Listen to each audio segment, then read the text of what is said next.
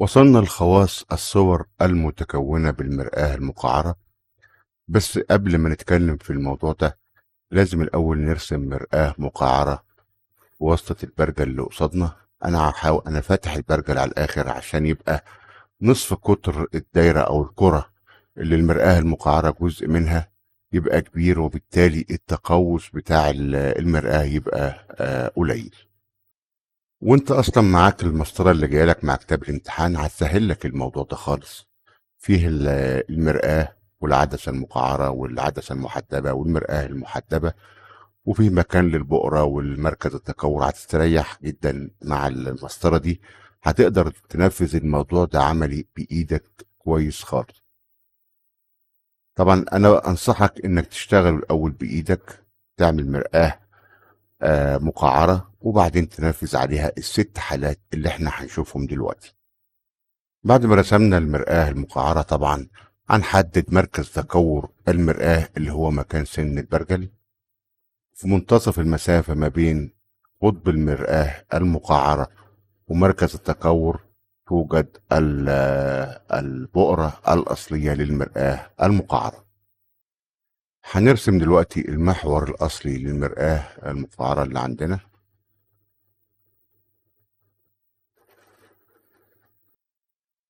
وتبقى دي ميم اللي هي مركز التكور، وتبقى دي البؤرة الأصلية للمرآة اللي هي ب، النقطة دي طبعا.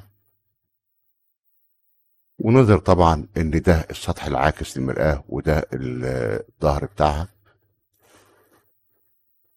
ودلوقتي نشوف اول حالة من الحالات الستة اللي عندنا. اول حالة بتقول لك لو الجسم اللي قدام المرآة المقعرة موجود في مكان بعيد جدا، وليكن الشمس مثلا، فبالتالي الضوء اللي جاي منه او الاشعه الضوئيه اللي جايه من هذا الجسم هتبقى اشعه متوازيه وموازيه للمحور الاصلي للمرآة.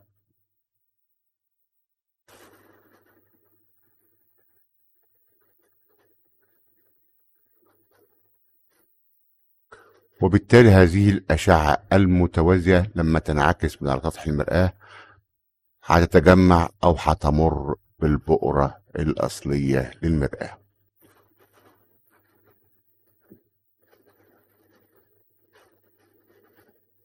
زي ما شفنا آه، آه، مسارات الأشعة الساقطة على المرآة المقعرة.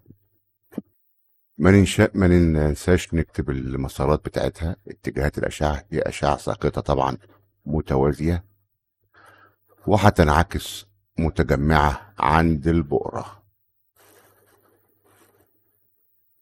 وطبعا في شعاع جاي هيمر بالمحور الأصلي للمرآة فهينعكس على نفسه، أو هيمر بمركز التكور، لأن طبعا زاوية السقوط هنا تساوي زاوية الانعكاس بتساوي صفر. يبقى الحالة الأولى يبقى موضع الجسم فين بالنسبة للمرآة؟ طبعا الجسم بعيد جدا عن المرآة، يعني الأشعة الساقطة أو الصادرة عنه متوازية وموازية للمحور الأصلي للمرآة. طب موضع الصورة فين؟ عند البؤرة الأصلية للمرآة، يعني على بعد يساوي البعد البؤري. طيب خواص الصورة. أول حاجة الصورة تقع أمام المرآة، أمام السطح العاكس للمرآة، يبقى دي صورة حقيقية. وطبعا دي نقطة ضوئية زي ما عملناها في نشاط تجربة قبل كده، يعني مصغرة جدا.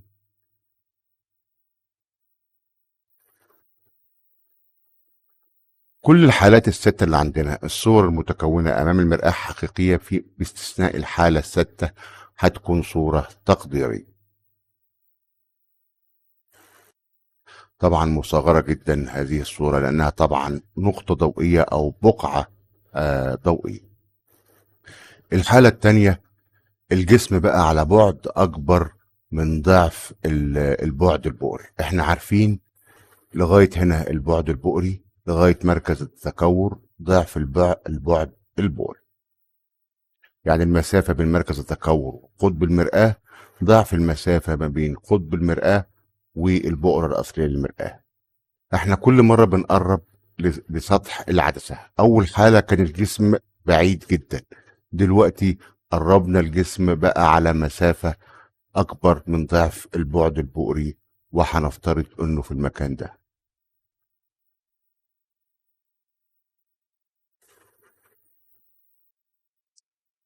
طبعا المتحكم في مكان الصورة أو موضع الصورة وخواص الصورة هما شعاعين في الأساس. الشعاع اللي بيسقط موازي للمحور الأصلي للمرآة، والشعاع اللي بيسقط مارا بالبؤرة الأصلية للمرآة. خلي بالك الشعاعين دول هما اللي بيحدد لنا موضع الصورة، مكان الصورة وخواص الصورة. وطبعا مكان الجسم هو برضو الأساس اللي بيحدد موضع وخواص الصورة. ومكان الجسم طبعا اللي الشعاعين في اتجاهاتهم بتعتمد على الجسم، لأن مكان الجسم الشعاعين لما يسقطوا على سطح المرآة بيبدأوا من عند الجسم. يبقى أول شعاع هيسقط موازي للمحور الأصلي للمرآة. طبعا احنا خلاص عرفنا وحفظنا انه هينعكس مرا بالبؤرة.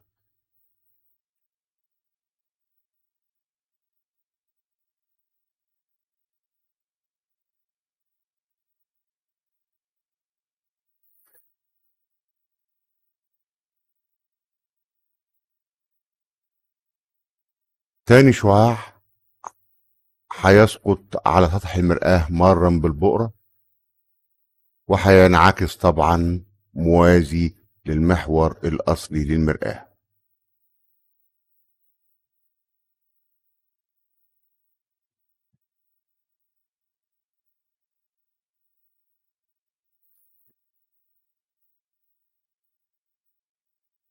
الشعاعين تقاطعوا في المنطقة دي، يبقى المنطقة دي مكان الصورة المتكونة. شفت مكان الجسم هو المتحكم في موضع الصورة وخواص الصورة، وبالتالي الأشعة الساقطة من الجسم على سطح المرآة. وعندنا شعاعين مهمين جدا اوعى تنسوهم. الشعاع الأول هو الذي يسقط موازي للمحور الأصلي للمرآة، بينعكس مرة من البؤرة. والشعاع الثاني هو الذي يسقط على سطح المرآة مرة بالبؤرة، بينعكس موازي للمحور الأصلي للمرآة. تقاطعهم بقى مكان الصورة اللي احنا عايزينها. يعني الصورة تكونت في المنطقة دي، وطبعا بتبقى صورة مقلوبة. ولو تلاحظ ان حجمها اقل من حجم الجسم الاصلي، يعني صورة مصغرة. وطبعا حقيقية لان هي امام السطح العاكس للمرآة. اوعوا تنسوا بقى اتجاهات الاشعة. طبعا الشعاع ده ساقط يعني اتجاهه كده، هينعكس يعني اتجاهه كده، والشعاع ده ساقط كده يبقى اتجاهه كده، وهينعكس يعني اتجاهه كده. يبقى موضع الجسم على بعد أكبر من البعد البؤري.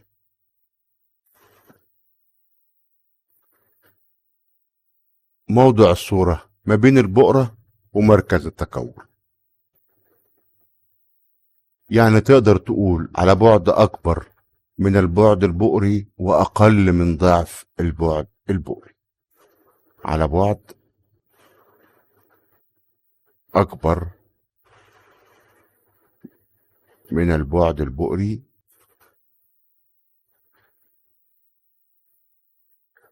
وأقل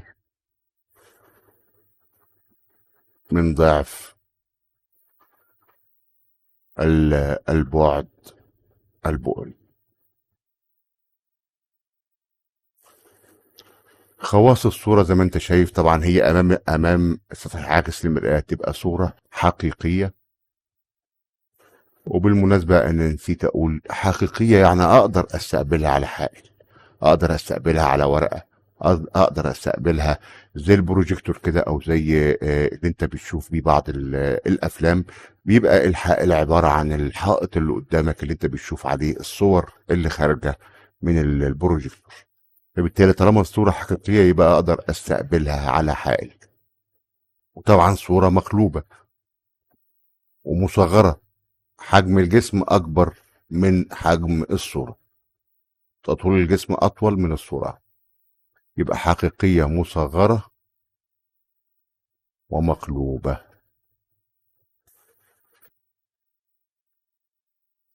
الحالة التالتة بقى، زي ما قلت لك برضو احنا بنقرب واحدة واحدة كل حالة لسطح المرآة. هنا الجسم بقى عند مركز التكور، يعني على بعد يساوي ضعف البعد البؤري.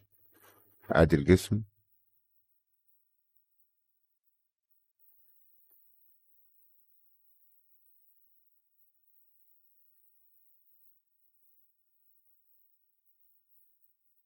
خلاص احنا حفظنا بقى. هيسقط شعاع ضوئي من الجسم على سطح المرآة، هينعكس موازي طبعا للمحور الأصلي، هينعكس مرا بالبعد،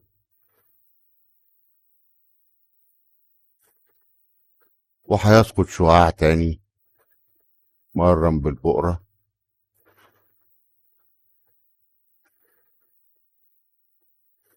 هينعكس موازي للمحور الأصلي.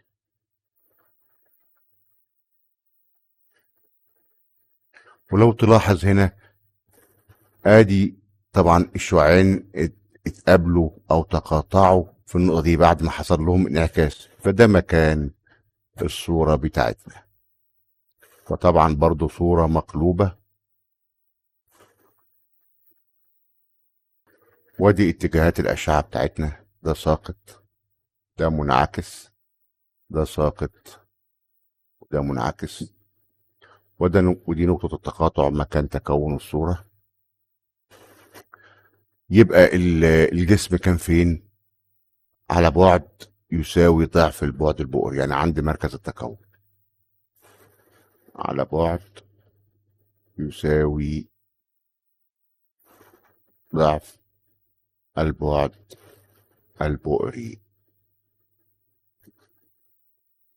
موضع الصورة برضو على بعد يساوي ضعف البعد البؤري، نفس الشيء، على بعد يساوي ضعف البعد البؤري.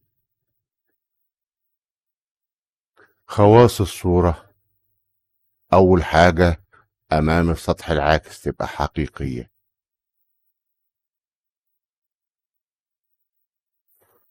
مقلوبة،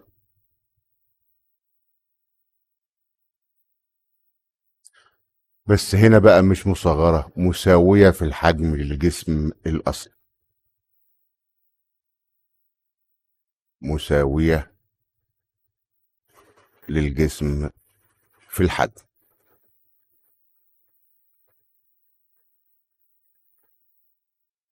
الحالة الرابعة بقى، احنا زي ما قلت لكم كل مرة بنقرب في اتجاه سطح المرآة المقعرة. الحالة قبل كده كان الجسم عند مركز التكور، دلوقتي الجسم هيكون ما بين البؤرة ومركز التكور، يعني هيكون على بعد أكبر من البعد البؤري وأقل من ضعف البعد البؤري، يعني مثلا هيكون في المنطقة دي.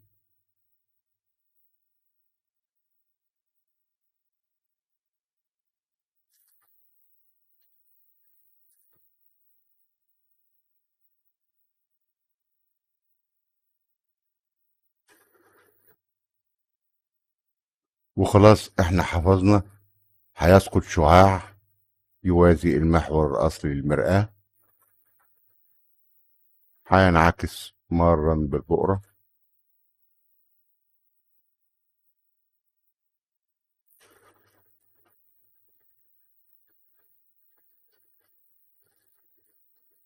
والشعاع التاني هيسقط مرا بالبقرة على المرآة وهينعكس موازيا للمحور الأصلي للمرآة.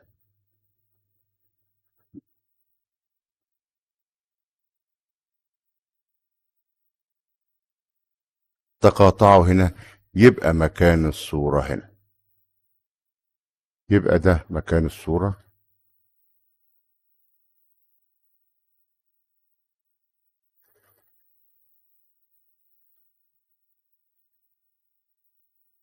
ولو تلاحظ إن حجم الصورة أكبر من حجم الجسم، يعني الصورة هنا مكبرة، يبقى موضع الجسم على بعد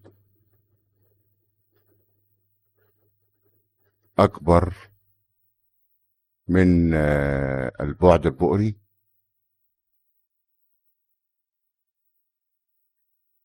وأقل من ضعف البعد البؤري. موضع الصورة طبعا على في مكان أكبر من ضعف البعد البؤري، يعني أبعد من مركز التكور. يعني موضع الصورة أكبر من نصف قطر تكور المرآة المقعرة، أو على بعد أكبر من ضعف البعد البؤري، أو ممكن تكتبها أكبر من مركز من نصف قطر تكور المرآة المقعرة اللي عندي.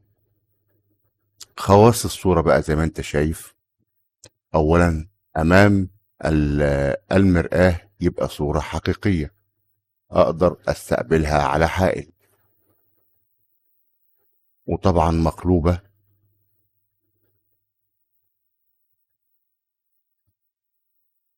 ومن الواضح إن حجمها أكبر من حجم الجسم، يبقى هي صورة مكبرة.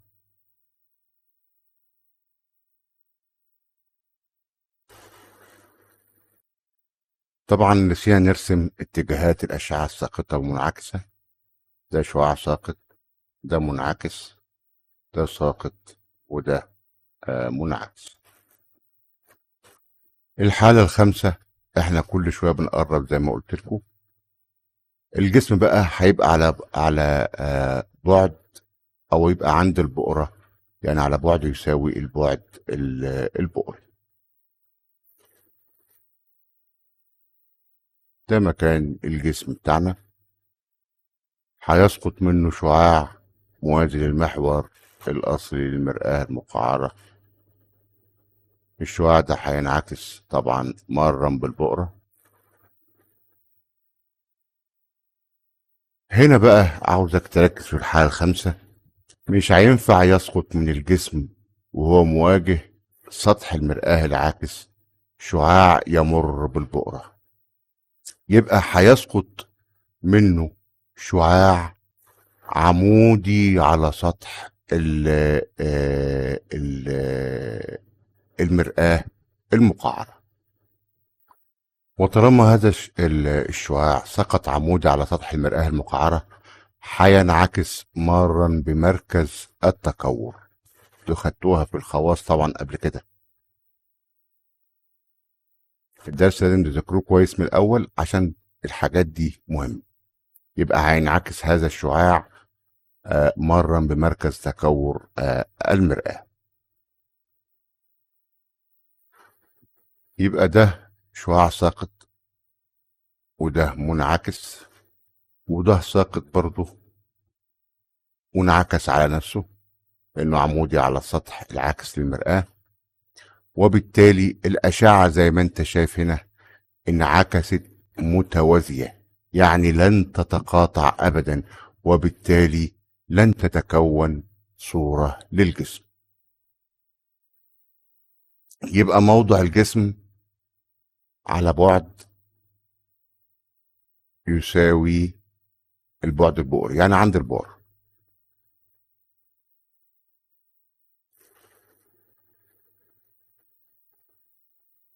موضع الصورة طبعا لن تتكون صورة، لن تتكون في ما لا نهاية. ممكن نكتب في ما لا نهاية، يعني لن تتكون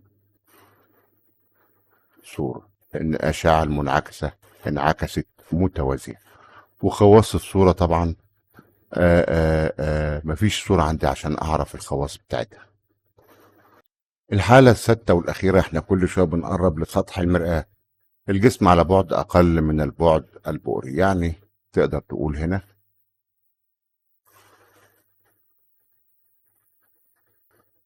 وبالتالي هيسقط منه شعاع يوازي المحور الأصلي للمرآة، هينعكس مرا بالبؤرة،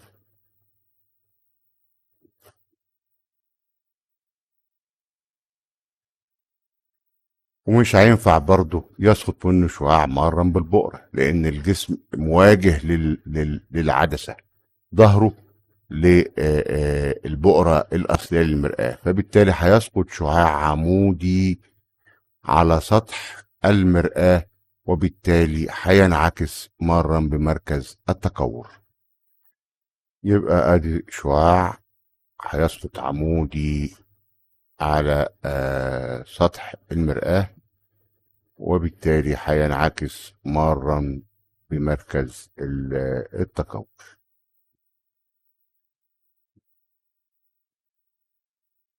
وادي اتجاهات الاشعة اللي عندي.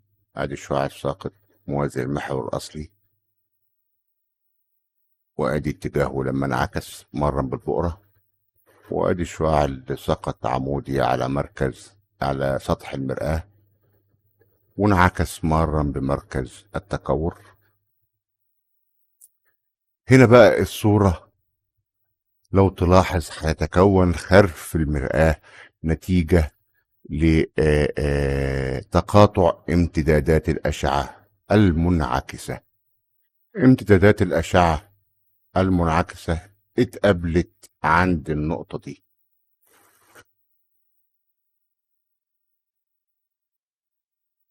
وبالتالي يبقى هنا مكان الصورة المتكونة اللي عندي. طبعا ده المحور الأصلي للمرآة. يبقى موضع الجسم على بعد، طبعا هو هنا على بعد أقل من البعد البؤري،